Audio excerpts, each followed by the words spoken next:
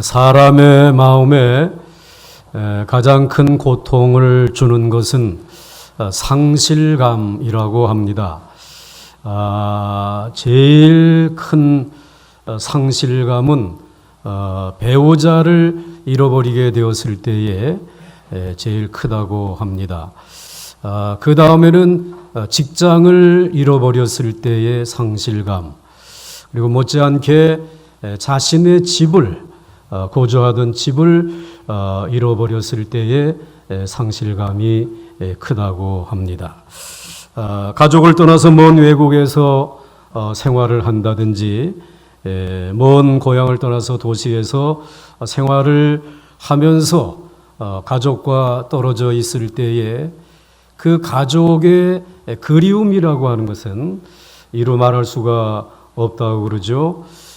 가족 한 사람 한 사람의 얼굴을 생각하게 되면 지금이라도 막 달려가고 싶은데, 그런데 그 길을 가로막고 있는 것이 있잖아요.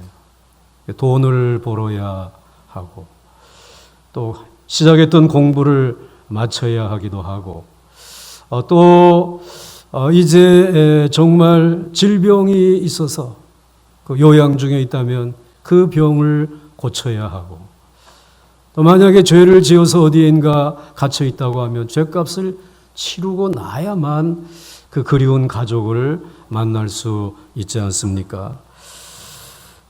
오늘 이 시편 42편은 이렇게 그리움을 안고 도망다니는 도망자의 시편이다, 이렇게 부를 수가 있습니다. 다윗은 이 사울 왕에게 쫓겨다니면서 많은 인생의 세월을 보냈습니다.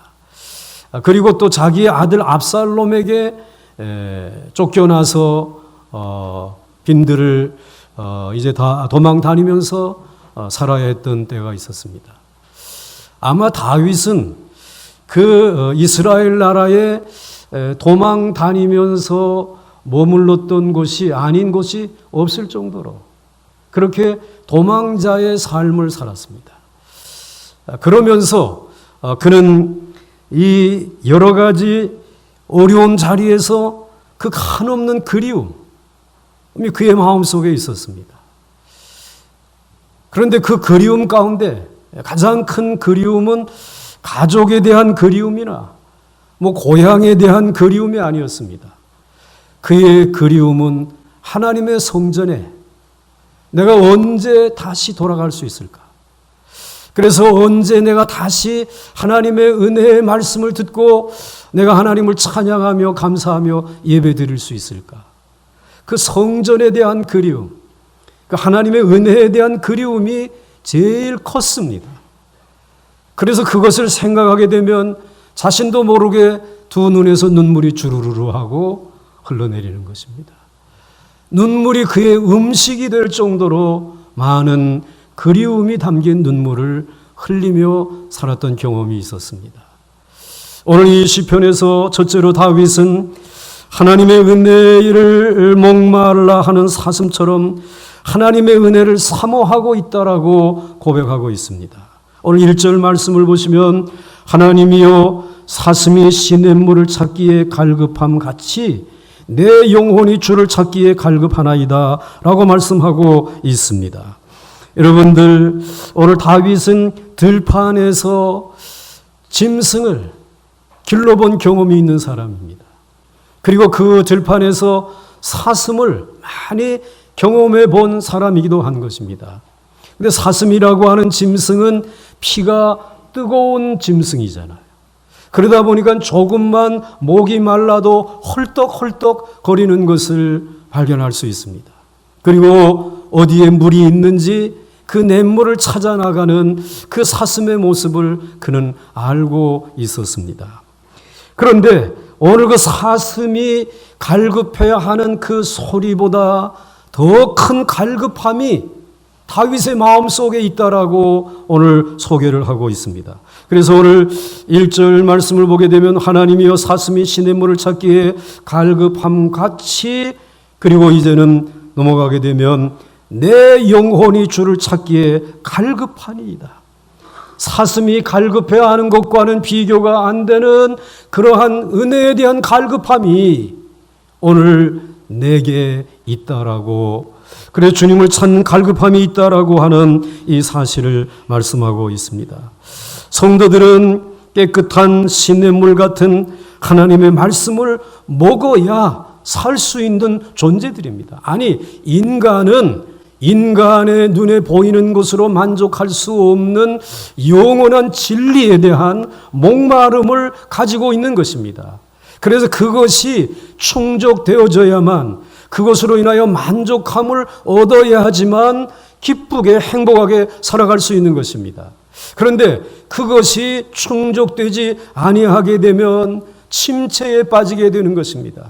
기쁨을 잃어버리게 되고, 그리고 모든 삶에 짜증을 부리게 되고, 그리고 정말 자신도 알지 못하는 분노가 자기에게 침으로 오를 때에 이 분노를 가라앉힐 수 없는 것입니다. 이 분노와 그리고 침체의 이 모든 것들을 해결할 수 있는 것은 이 세상의 눈에 보이는 것이 아닙니다. 세상에서 흔히 접할 수 있는 그런 세상적인 지식이 아닙니다. 영원한 하나님의 말씀의 은혜가 충족되어져야지만 만족함을 얻을 수 있도록 하나님이 우리의 인생을 그렇게 창조하시고 지으신 것입니다. 그러므로 이러한 영혼에 대한 그 목마름, 주님을 찾기에 대한 그 목마름이 오늘 이 다윗에게 있었다라고 하는 말입니다. 그래서 이러한 것에 목마름으로 인하여서 충족이 되지 아니하게 되면 자신도 모르게 생각이 부정적으로 바뀌어지게 되고, 그리고 또 모든 방면에 있어서 비판적인 그러한 견해를 가지고 살아가게 되어지고 삶의 활력을 잃어버리게 되어지는 것입니다. 우리는 그것을 영적인 침체라고 부르고 있는 것입니다. 그런데 정말 시냇물보다도 맑은 하나님의 말씀을 대하게 될 때에, 그래서 그 영적인 목마름이 해결되어지는 순간에 나도 모르는 사이에 내 마음속에 기쁨이 밀려오게 되고, 그리고 내 삶 속에 정말 사슴이, 그 시냇물을 찾아서 달려가던 그 사슴이 이제는 목마름을 해결하고 저 산의 높은 곳을 향하여 뛰어 한 단숨에 올라가듯이 완전히 우리의 삶이 바뀌어지는, 부정적인 사람이 긍정적인 사람으로, 그 모든 것에 대해서 분노하며 짜증을 내던 사람이 이해하고 기다리고, 그리고 더 나아가서는 적극적으로 누군가를 사랑하고 축복하려고 하는 그런 삶으로 변화되어지는 역사가 바로 사슴이 시냇물을 찾기에 갈급함과 같이 맑고 깨끗한 하나님의 은혜의 갈급함이 해결되어지고 충족되어질 때에 나타나는 삶의 변화인 줄 믿으시길 바랍니다. 그래서 바로 이 모습을 뭐라고 말하고 있습니까? 바로 사슴이 시냇물을 찾기에 갈급함같이 라고 하는 이 말씀을 오늘 성경 우리에게 말씀해 주시고 있는 것입니다. 사슴은 물냄새를 맡는 데는 기가 막힌 능력을 가지고 있다라고 합니다. 사슴은 물을 한번 발견하고 나면 염치나 체면을 생각하지 않는다고 합니다. 마찬가지로 우리의 영혼도 맑고 깨끗한 하나님의 말씀의 맛을 알고 찾게 되어지게 되면, 진리의 목마름이 해결되어지게 되면 우리의 영혼은 침체에서 벗어나서 만족함 자리에 이르게 되는 줄 믿으시길 바랍니다. 그런데 그 물을 마시고 나면 전혀 새로운 존재가 되는데, 오늘 2절 말씀은 이렇게 소개해 주시고 있습니다. 내 영혼이 하나님 곧 살아계시는 하나님을 갈망하나니 내가 어느 때에 나아가서 하나님의 얼굴을 배울까? 다윗이 도망자로 쫓기면서도 만나기를 원하는 하나님은, 오늘 그가 만나기를 원하는 하나님은 죽은 하나님이 아니라 그의 영혼이 만나기를 원하는 하나님은 살아계신 하나님을 만나기를 원하는 것입니다. 그런데 여러분, 오늘 우리 모두가 다 사실은 이 세상에 살면서 이런 영적인 갈망이 있습니다. 이 종교적인 어떠한 욕구가 우리에게 있다라고 하는 것입니다. 그런데 대부분의 사람들은 종교적인 욕구를 이 세상에 눈에 보이는 우상을 통해서 또는 어떤 점쟁이들을 통해서, 그래도 그것은 어떤 영적인 욕구가 있기 때문에 찾아가는 것인데, 그러한 점쟁이들이나 이 우상이 그 사람에게, 찾아온 사람에게 보여주는 그것은 보이지 아니하는 신을 보여주는 것이 아니라 그 사람의 마음 속에 이미 그려져 있는 자기의 욕구라고 하는 그러한 이 그림자를 보고 있는 것입니다. 그래서 마치 우리들이 거울을 보게 되면 오늘 내 모습을 이렇게 그 거울에 투사되어진 것처럼 오늘 그 우상을 찾고 뭔가 영적인 영원한 존재를 찾는다고 하는 그곳을 자세히 보게 되면 자신이 투영되어져 있는 것입니다. 물질에 대한 욕심, 성공에 대한 야망, 그리고 이 세상의 어떠한 권력에 대한 집착, 이러한 것을 충족시킬 수 있는 우상을 자신이 찾는 거예요. 자신이 만드는 것이에요. 그렇기 때문에 그렇게 해서 만나는 거울에 비친 자신의 모습은 신이 아니지 않습니까? 이건 이 세상의 가장 연약한 존재의 모습입니다. 그런데 오늘 다윗은 그러한 눈에 보이는 어떠한 자신이 투영해 놓은 그러한 신을 찾는 것이 아니라 어떠한 신, 내 영혼이 하나님, 곧 살아계신 하나님을 갈망한다는 것입니다. 눈에 보이지 않지만 살아서 이 세상을 창조하시고 인간을 지으시고 인간의 역사와 그리고 모든 출입을 지키시는 살아계신 하나님을 만나기를 원하는, 마치 사슴이 시냇물을 찾기에 갈급함과 같이 나는 이 살아계신 하나님을 만나기를 원하고 하나님의 도우심과 하나님의 은혜를 받기를 원합니다. 이러한 갈망을 가지고 있는 것입니다. 그런데 이러한 살아계신 하나님을 만날 수 있는 것이 어디입니까? 세상 어디에도 없습니다. 하나님이 지으신 하나님의 성전에서 이 살아계신 하나님을 만날 수 있는 줄 믿으시길 바랍니다. 하나님의 성전은 어떠한 것입니까? 그 하나님의 성전은 하나님이 우리의 죄를 위하여 이제 하나님이 지정한 그 제물이 피 흘려 희생하게 되면 우리의 죄를 사하여 주시고 하나님의 진노와 하나님의 심판이 우리의 삶을 깨트리지 못하도록 하시는 그 귀한 제단이 있는 곳, 우리 주 예수 그리스도의 십자가의 보배로운 피로 죄를 용서해 주시고 우리를 구속해 주시며 새로운 삶의 기회를 주시는 곳이 하나님의 거룩한 성전인 줄 믿으시길 바랍니다. 그 성전에서 하나님 앞에 나와 회개하고 죄의 용서함을 받으며 하나님이 다시 회복시켜 주시는 은혜의 자리에 나아갈 때에 우리는 살아계신 하나님을 만나는 줄 믿으시길 바랍니다.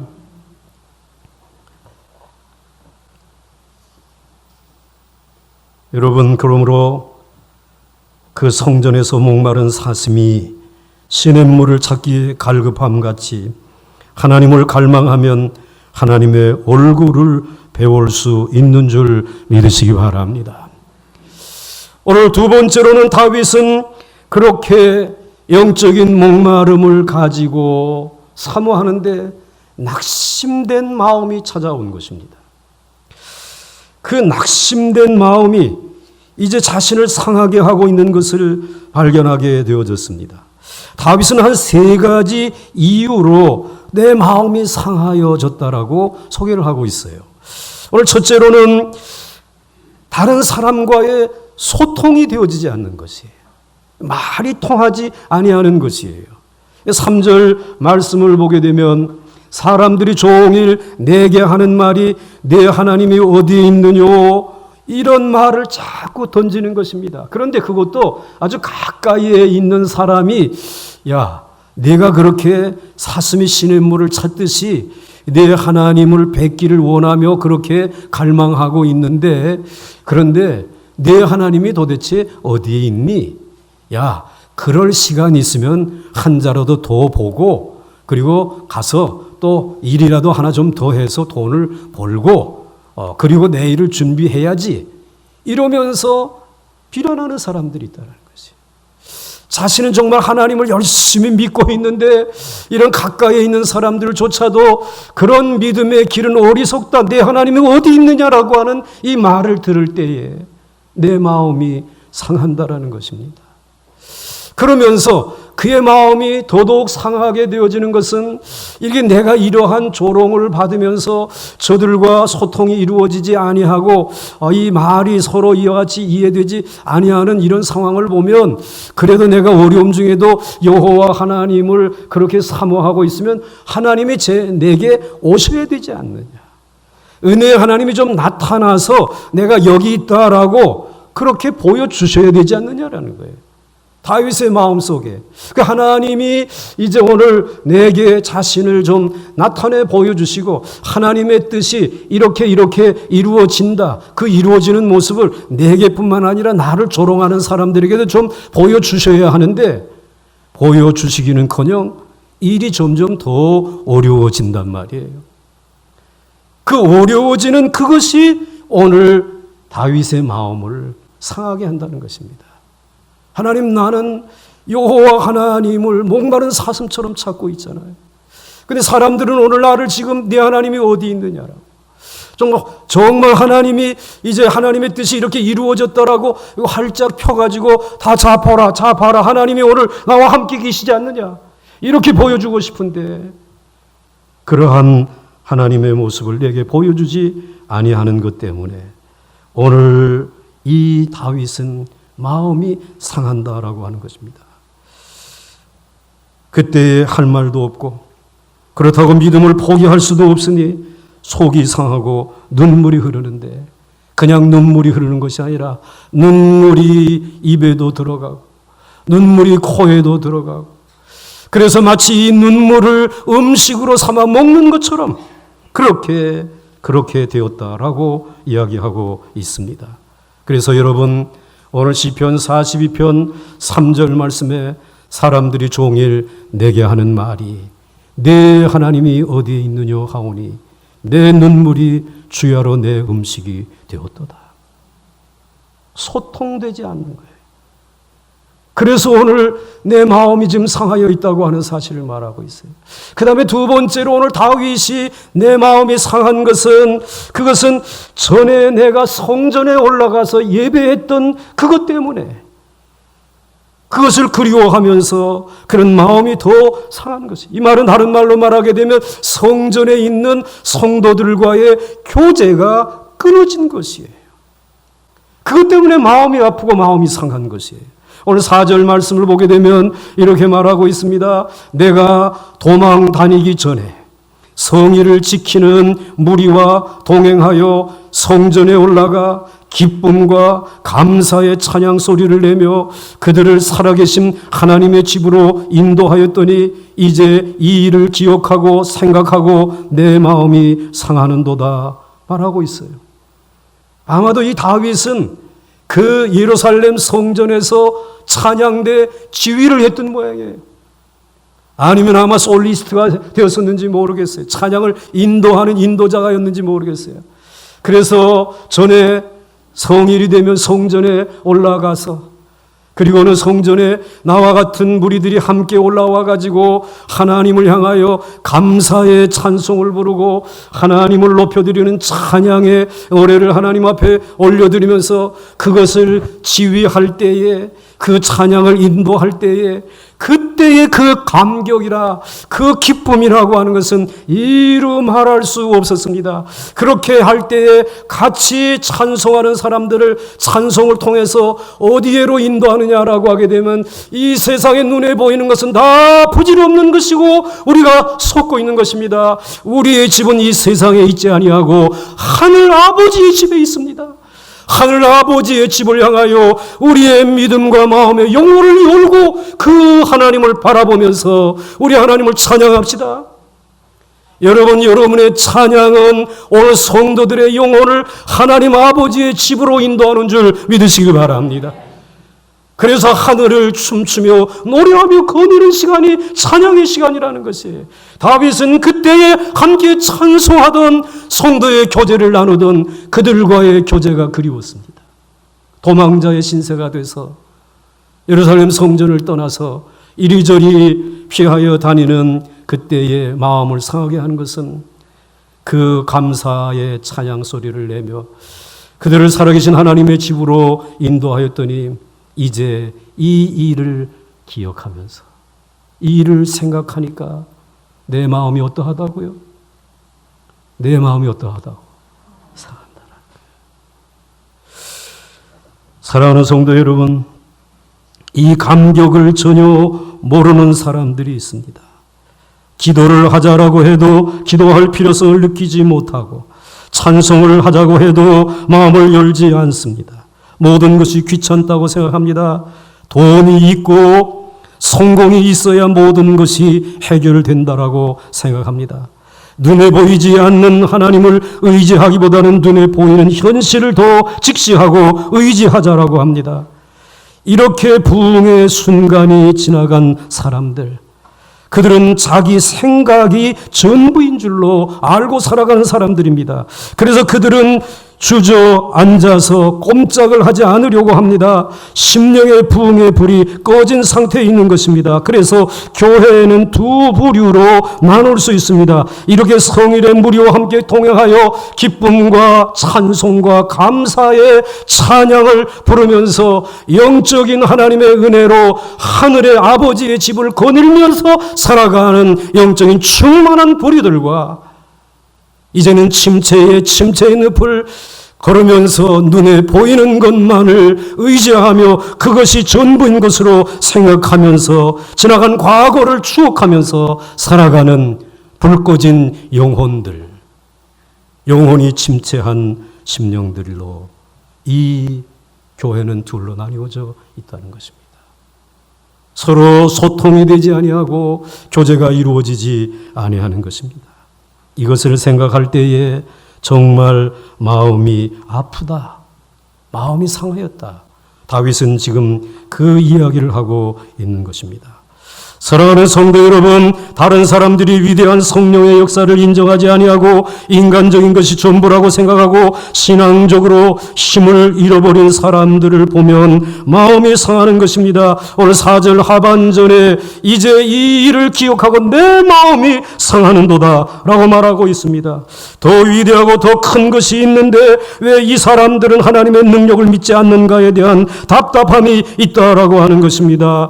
오늘 여러분들 영적인 침체의 자리에 있다면 오늘 이 다윗의 답답한 마음이 여러분의 안타까운 마음이 되어서 영적인 교제의 자리로 이제는 달려 나올 수 있기를 주의 이름으로 축원합니다. 그 다음에 마음을 상하게 하는 세 번째 이유가 있습니다. 그거는 마음속에 자꾸 불안과 낙심이 생기는 것입니다. 그래서 마음이 상하는 것입니다. 5절 말씀을 보시게 되면 내 영혼아 내가 어찌하여 낙심하며 어찌하여 내 속에서 불안해하는가. 이 낙심이라는 단어를 다윗이 사용하고 있어요. 불안이라고 하는 단어를 사용하고 있어요.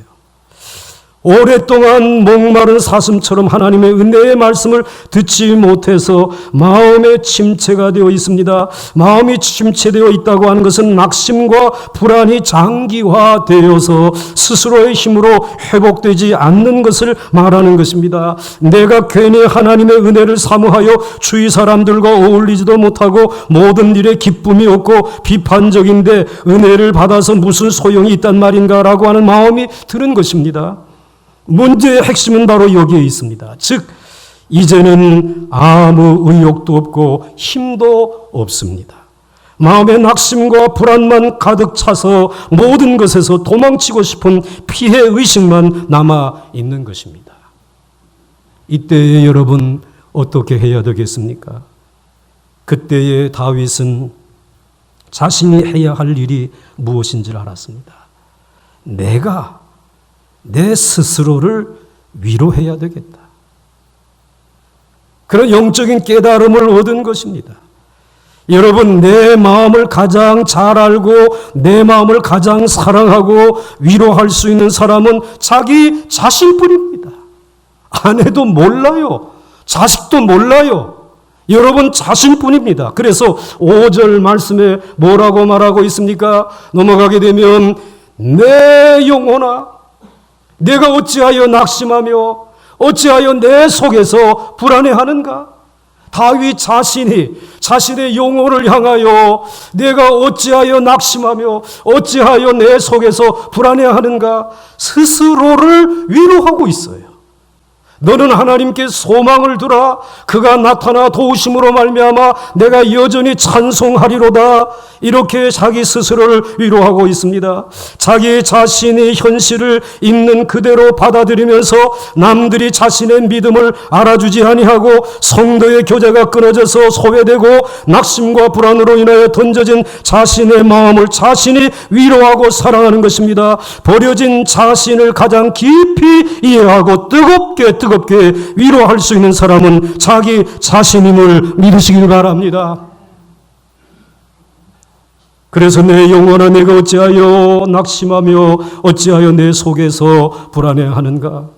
여러분도 다윗처럼 낙심하고 불안할 때에 여러분이 스스로를 위로하십시오. 그리고 축복하십시오. 여러분을 위하여 좋은 음식을 스스로 대접하십시오. 그리고 여러분에게 지금까지 참 수고했다. 한 가장으로, 한 가정의 어머니로서, 이 자녀들의 이 아버지, 어머니로서, 한 교회의 성도로서 수고했다고 여러분이 스스로 상을 주시기를 바랍니다. 그리고 5절 중반절에서처럼 여호와께 소망을 두십시오. 하나님을 바라보시기 바랍니다. 그러면 하나님은 절대로 여러분을 버리지 않습니다. 하나님은 절대로 여러분을 팽개쳐 버리지 않습니다. 그러면 5절 하반절 말씀처럼 그가 나타나 도우심으로 말미암아 내가 여전히 찬송하리로다. 그렇습니다. 하나님은 우리의 마음에 낙심과 불안을 주실 때는, 즉 사슴이 시냇물을 찾아 갈급함 같은 목마름을 주실 때는 반드시 성령의 부으시는 도우심의 은혜가 준비되어져 있음을 믿으시기 바랍니다. 반드시 찬송하게 하실 줄 믿으시기 바랍니다. 찬송은 하나님이 내 마음에 나타난 것을 느낀 자들과 체험한 자들만이 드릴 수 있는 최고의 제물 중에 최고의 제물이 찬송의 제물인 줄 믿으시기 바랍니다. 자, 이제 사슴이 시냇물을 찾아 갈급함과 같이 주의 은혜의 말씀에 갈급한 다윗, 그리고 이것을 가지고 살아가는 동안에 마음을 상하게 하는 일들이 이렇게 세 가지 그에게 찾아왔습니다. 그렇지만 그는 여기에서 포기하지 아니하고 마지막으로 다윗은 하나님의 은혜를 기다립니다. 근데 그 하나님의 은혜가 이제 이렇게 목마른 사슴처럼 하나님의 은혜를 사모한다고 해서 바로 임하게 되면 뭐 아무 걱정할 것이 없어요. 그런데 기다려야 하는 시간이 있다라고 하는 것입니다. 오늘 6절 말씀을 보게 되면 내 하나님이여 예루살렘을 떠나 내 영혼이 내 속에서 낙심이 되므로 내가 요단 땅과 헤르몬과 미살산에서 여기에도 계신 주를 기억하나이다. 무슨 말입니까? 이 다윗은 예루살렘만을 생각했습니다. 그 하나님의 성전에만 하나님이 계시고 하나님의 은혜를 부어주시는 것으로 생각했습니다. 그런데 이제는 도망자의 신세가 되어서 예루살렘을 떠나게 되었습니다. 예루살렘을 떠나게 되었을 때에 불안과 그리고 이와 같은 낙심된 그런 마음이 찾아오게 되고, 그리고 서로 교제가 이루어지지 아니하고 하나님의 성전에 나가 예배하는 예배의 감격을 얻을 수 없습니다. 이제는 내가 도망다니는 곳이 요단 땅, 헤르몬, 미살산과 같은 곳. 요단 땅은 호호벌판입니다. 아무것도 없는 것입니다. 그곳에 숨어서 지냅니다. 그런데 숨어 지내려고 하는데 곧 사울과 압살롬의 군대들이 또 그래서 이제는 깊은 산으로 도망가자고 해서 이제는 헤르몬 산에 들어가 숨습니다. 그런데 그 가파르고 깊은 산 속에도 그들의 손길이 미치지 않습니까? 또 피하여 가는 것입니다. 이번에는 이름도 없는 미살산이라고 하는 잘 알지 못하는 그러한 곳에 가서 숨습니다. 그런데 이런 일들을 계속하는 것이에요. 그래서 이 요단에서 헤르몬으로, 헤르몬에서 미살산에서, 미살산에서 다시 요단으로 도망다니는 신세입니다. 그러면서 그는 그리움이 있죠. 이제 정말 하나님의 말씀에 대한 그리움을 가지고 있어요. 그런데 거기에서 그는 한 가지 깨달은 것이 있습니다. 예루살렘을 떠나면 하나님이 나와 함께 하시는 것이라고 믿지 못했어요. 그런데 그 요단과 그리고 이 헤르몬산과 미살산에도 그곳에 머물러 있는 동안 하나님이 비록 작은 은혜이지만 자신과 함께 하고 있는 것을 알게 되어진 것이에요. 다윗은 그것을 깨닫게 되어졌을 때 마치 예루살렘에 나가서 하나님 앞에 감사하며 찬양하며 찬양대를 지휘하며 하나님 아버지의 집을 향하여 많은 사람들을 인도했던 것처럼 그런 스스로를 격려하면서 여기에도 하나님이 계시는 줄 믿습니다. 여기서도 하나님이 나를 도우시는 줄 믿습니다. 그리고 하나님을 위하여 내가 찬송을 부르고 오늘 이 자리가 하나님의 집을 거니는 자리가 되어질 줄 믿습니다. 우리는 그와 같은 것을 가리켜서 영감이라고 말하는 것입니다. 다윗은 이 영감으로 인하여 특별한 은사를 가지고 있는 사람입니다. 그렇기 때문에 그는 단순히 이 세상에 예루살렘에만 하나님이 계신 것이 아니라 오늘 그 요단과 그리고 미살산과 헤르몬산 어디에도 하나님이 계시다라고 하는 영감을 가지고 하나님을 찬양하는 사람이었단 말이죠. 그렇습니다. 사랑하는 성도 여러분, 바로 그의 마음속에 사슴이 시냇물을 찾아 갈급함같이 하나님을 찾기에 갈급함을 가지면 하나님이 함께 하신다는 영감이 솟구쳐 오르는 것입니다. 하나님께서 그를 찾아오셨다라고 하는 것입니다. 그래서 오늘 요단 땅과 헤르몬과 미살산에서 여기에도 계신 누구를 기억하나이다. 여러분 병실을 전전하는 여러분 그 자리에도 하나님이 거기에 계시는 줄 기억하십니까? 여러분들이 모든 것이 다 잃어버린 것처럼 여겨지는 그 상실된 그 자리에도 하나님이 여기에 계시는 줄 여러분 믿습니까? 하나님이 여기에 계신다. 그걸 기억하게 되어진 것입니다. 그리고 7절과 8절, 7절에서 이렇게 말합니다. 주의 폭포 소리에 깊은 바다가 서로 부르며 주의 모든 파도와 물결이 나를 휩쓸었나이다. 이번에는 아주 주의 이 폭포 소리가 들리고 그리고는 거기에 이제는 이 바다의 물결처럼 물결이 나를 휩쓸어가는 이런 어려움을 만났어요. 그런데 오늘 이 영감을 가지고 있는 이 다윗이기 때문에 이 폭포 가운데서도 이 폭포는 단순한 폭포가 아니라 나의 목숨을 빼앗아가려는 나의 생명을 위협하는 폭포가 아니라 이 폭포는 주의 폭포인 줄 믿습니다. 이 물결은 주의 물결인 줄 믿습니다. 그러므로 나를 이 폭포 속에 던지고 이 바다 속에 던진다라고 할지라도 그것을 던져 넣는 그것으로 인하여 나를 찾는 이제 다윗을 찾기 위하여 이와 찾아오는 사울의 사냥개들이나 그리고 또는 이 세상에 있는 그 어떠한 대적들도 나를 찾아오다가 바다 물결 속에 저 폭포 속에 아무것도 보이지 않잖아요. 다윗을 숨겨주는 하나님의 품이 폭포였다라는 거예요. 바다의 물결이었다라고 하는 것이에요. 그러므로 물결이 나를 휩쓸었다라는 말은 주의 은혜가 나를 휩쓸어 지켜주셨다라는 것이죠. 바다 속에도 하나님이 계시지 않습니까? 폭포가 떨어지는 그 자리에도 하나님은 계시지 않습니까? 하나님 앞에 다윗은 그것을 깨닫게 되어진 것입니다. 하나님의 은혜를 기다리는 다윗의 모습. 그리고 하나님의 은혜는 마침내 여기에도 복을 가지고 찾아오신다는 그 믿음. 사랑하는 성도 여러분, 하나님께서는 장소에 매이는 분이 아니십니다. 들판이나 산이나 폭포가 떨어지는 깊은 물 속에도 하나님의 은혜는 함께 하십니다. 그래서 8절 말씀처럼 낮에는 여호와께서 그의 인자하심을 베푸시고 밤에는 그의 찬송이 내게 있어 생명의 하나님께 기도하리로다.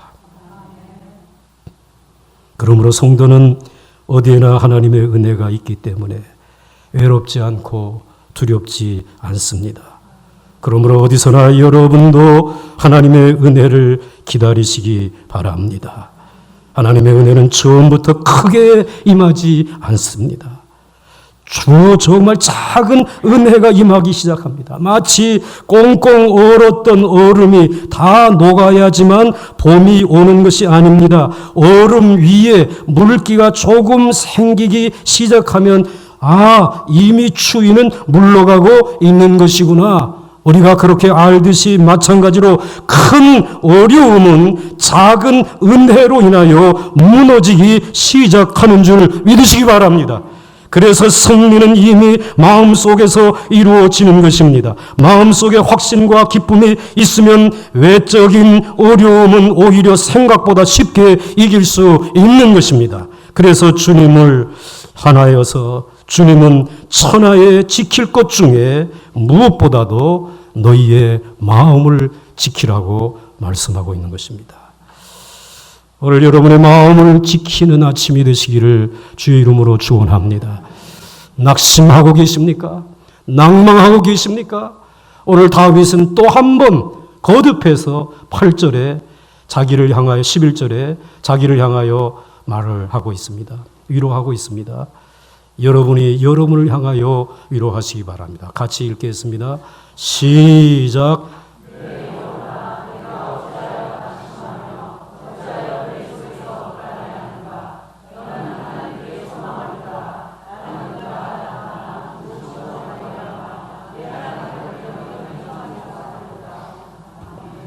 믿습니까?